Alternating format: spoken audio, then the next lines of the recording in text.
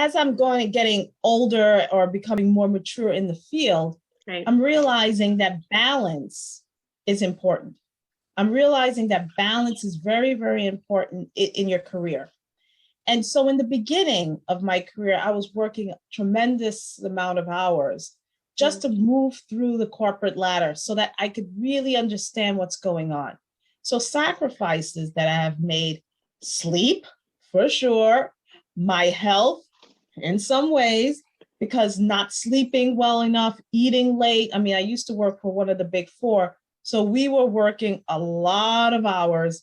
And so those are the sacrifices that perhaps in the beginning seems to be okay because you're actually on the learning curve. Right. As you mature into the profession, I think what's needed is balance, and balance is work-life balance. But again, there are times that you have to burn the midnight oil. So what I do to keep myself on track is that I actually put these planning boards.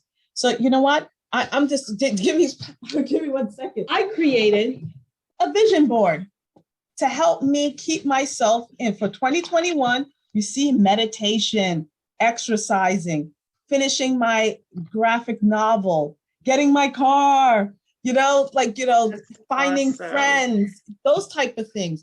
So then every day I take a look and I also visualize these things that I would like to have. 1, 2, I actually meditate twice a day. So I meditate for 20 minutes twice a day so then I could reach the equilibrium. So when I go through things that are tough, then I at least can go through with a more positive point of view, as opposed to if I'm stressed and one thing happens and I just completely explode. So really keeping yourself, having a good night's sleep, I would say, and meditating or doing some type of exercise to help you keep things in balance is so, so important. All the time, I work full time as the chief internal auditor at a university where I perform audits, investigations, and facilitate enterprise risk management. So my clients are all the departments in the institution, and we have schools all over the world. And so therefore, these are my clients, and I interact with them when I perform internal audits. That's one response. My second thing is that I am the owner of Tapa Institute, and I'm the lead tutor there. I have staff people who also tutor, but I speak to every one of my clients when they do their skills assessment so then I could teach them some of the techniques that I have learned through my experience of being a professor and also a person who has sat for many exams.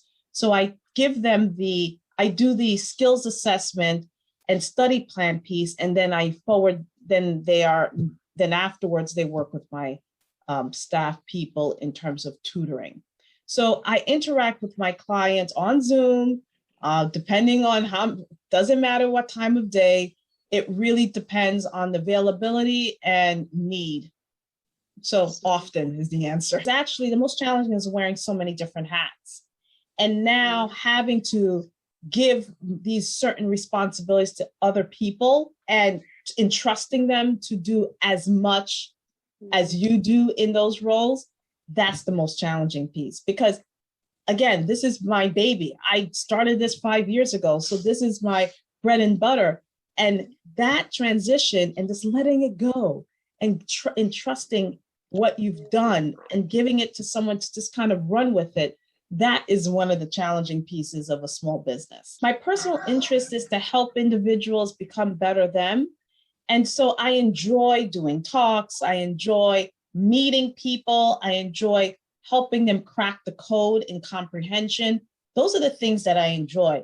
And I realized that I am meeting people in different fields who are basically focused on the same thing that I'm focused on, making people and having a happier world.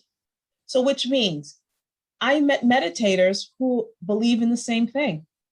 I'm focused on education and certification. I'm focused on the same thing. I have people who are life coaches who are focused on the same thing. So which means all of us collectively in society are trying to at least find this level of contentment and satisfaction in our lives. And each field that I just mentioned are basically focused on those kind of same initiatives.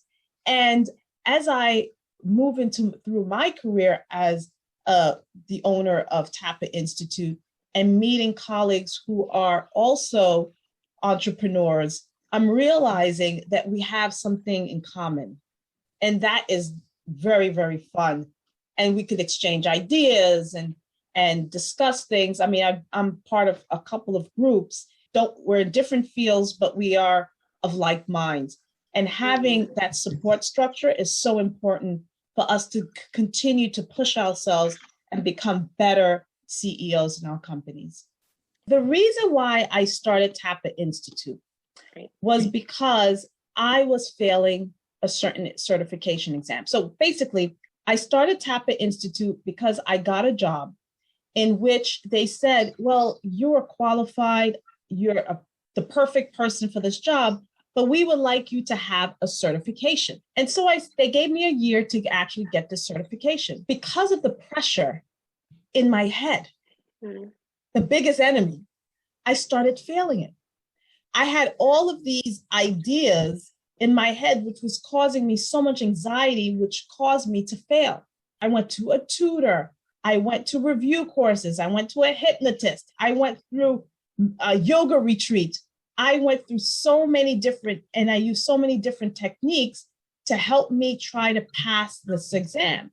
And so I realized as I was going through my journey of anxiety, I realized that I was the biggest problem.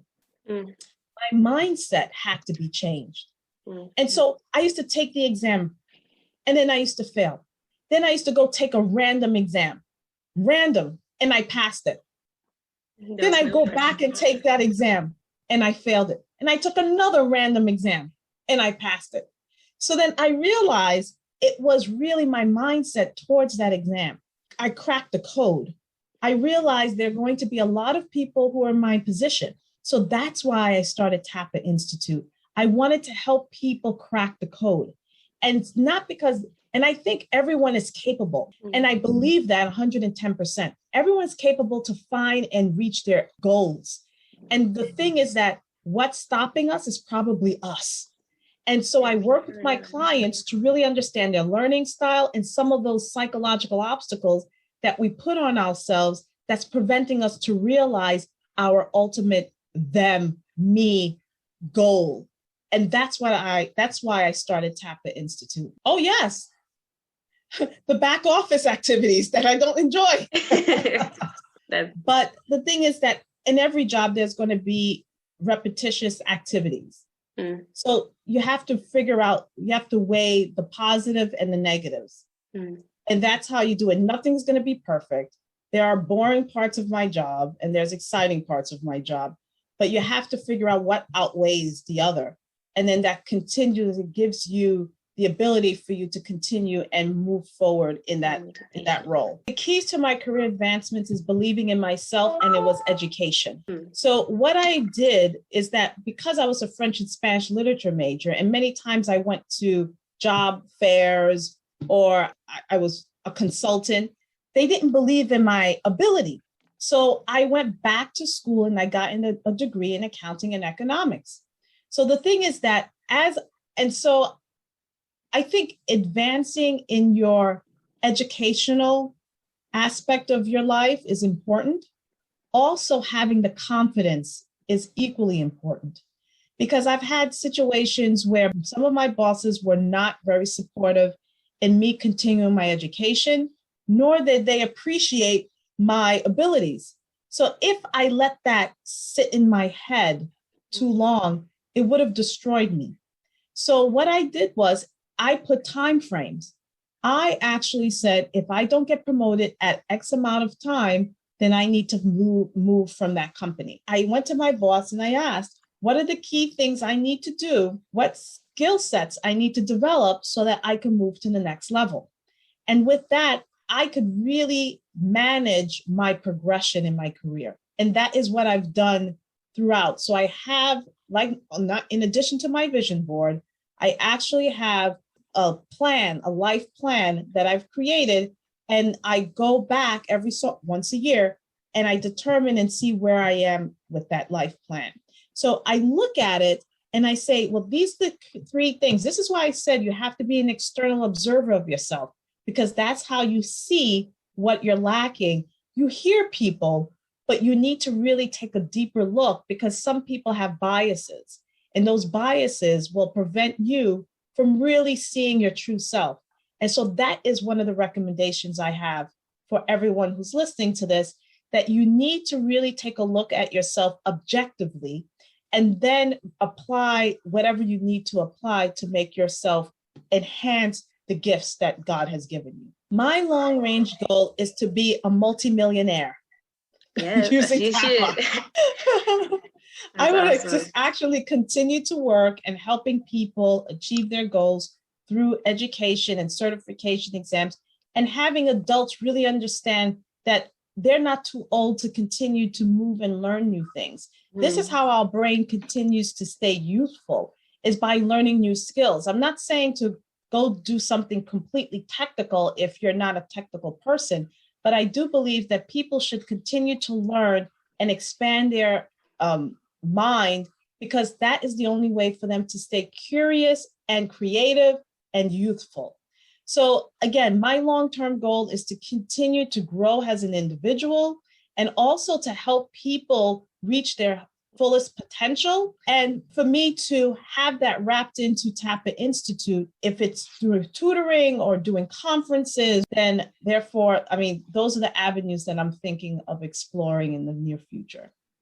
Well, I could speak about my career. I have been sexually harassed in my lifetime.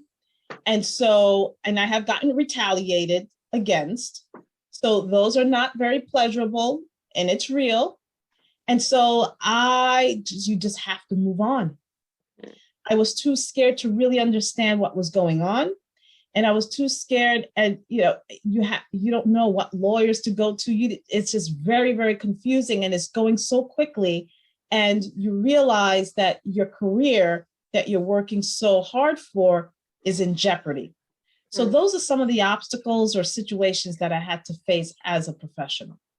Also, you have biases that exist. Regardless, I mean, I look very different than some people. And so the people have biases. I have gone to interviews where I was the only person in the interview room, and I'm not going to mention the company, and the person who was interviewing me walked by me several times, confused, looking for Sabine Charles, not knowing that that could be an African-American.